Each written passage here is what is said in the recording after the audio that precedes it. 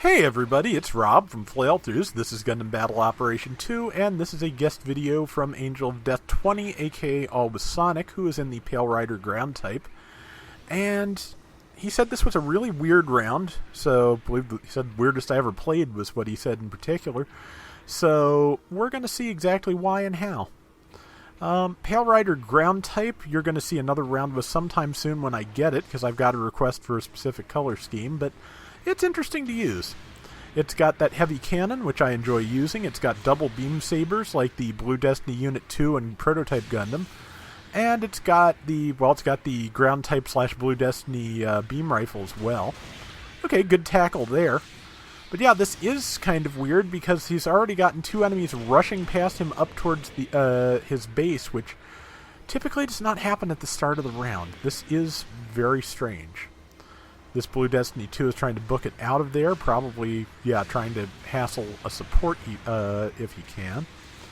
Or just hassle anybody if possible. But, see, hit with the big gun. I didn't even think it would ready up that quick, but got the assist on that. There's another one, and got a high mobility Zaku in there. And let's see, yeah, this is kind of just, again, really interesting flow. There's, people talk about the meta in terms of, the weapons and mobile suits that people tend to use, but what I find more interesting is when people attack in ways that are not typical to how this map goes. How this map goes is that the team, that would be Sonics in this case, that spawn in behind this arch, try to get up on the arch and keep the enemy from taking it and from firing on them, back there. And the enemy tries to take C and tries to fight over the arch as best they can. This round is nothing like anything I've seen on this map, which is always a good start, honestly. I talked about this a couple weeks ago with the Alex video I did in Dual Gundam Colors, and the fact that just the flow of the match was something unusual, and that is worthwhile. Ooh, good kill. That's something I'm actually looking forward to with the influx of new players. I mean, it's going to be very hard on you guys, and I'm sorry for that.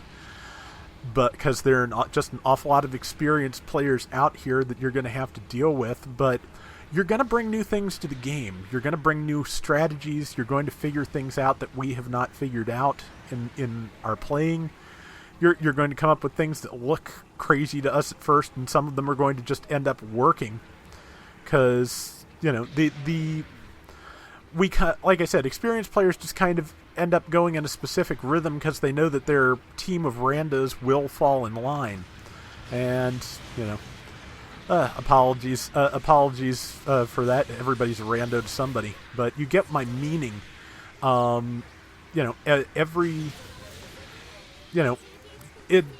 Part of the trick of having, just those certain patterns that that teams fall into. One of the benefits of that is that you can end up playing with anybody and have, a fighting chance because they know the default strategy.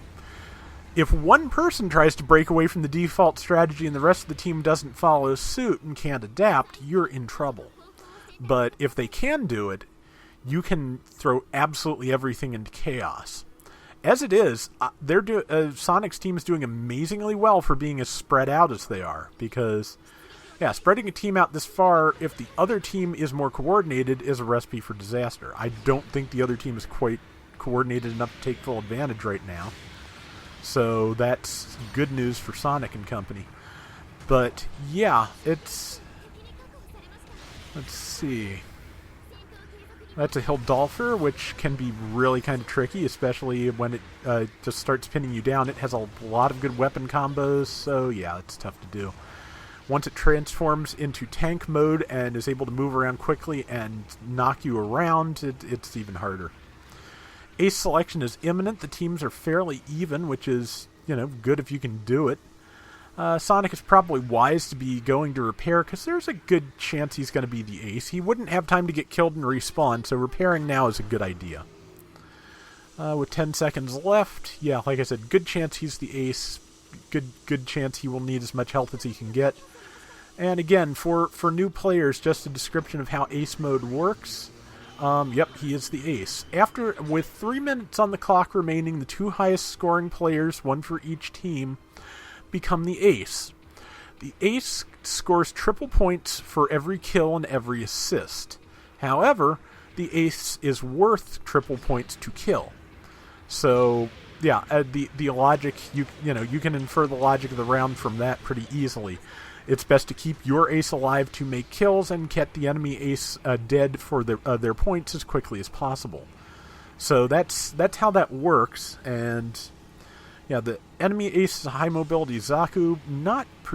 It's a good machine. It's not particularly hardy. If Sonic or somebody else can get a bead on it, it should drop fairly easily. But it's doing a pretty good. Well, for one thing, its pilot's repairing it. Which let's see if Sonic can get that Hildolfer. Number 1 took it out first, which not ideal, but in all honesty, as much damage as it can do, that's not a bad idea for keeping your ace alive, is to get that Hildolfer killed. So let's see, that BD2 is hopefully about to die. Yep, 1,200 points. And minute and 45 seconds left, and they don't quite have the lead, but they're within spitting distance of it. Let's see, missed that shot, and here's ace versus ace. While you get triple points for any kill you make as an ace, and an ace is worth triple points, those do not stack. So if you kill an ace, as an ace, you do not get 9 times the points. So just be aware that, that again, the logic there is pretty simple. You should be focusing on other mobile suits as the ace when possible, and your team should be both protecting you and trying to kill the enemy ace as quickly as they can. So, let's see, with about a minute left, gonna be surprised if Sonic doesn't get killed. I think it's, oops, oh well. I was gonna say it's probably a good time to activate Hades, but the problem with Hades is it does restore the damage done to your legs and your head. It also lowers your defense. They just patched it so that the defense drop is not as severe, but I think this is probably recorded before that. But yeah, so you have to be careful with that, because again, I've compared Exam to the Kaioken, but this is more the accurate Kaioken experience. Your speed and your attack go up, your defense goes way down. So yeah, so good time for Sonic to use it though. With 20-some seconds left, he can hopefully get some shots in. Ouch, Hildolfer. That thing is such a nuisance. I'd like to get one to try it for myself, but that thing just always mops the floor with me. I am not good at countering it. Less than 10 seconds left. A 2,000 point lead. Trying to hold them back, but not getting too bold.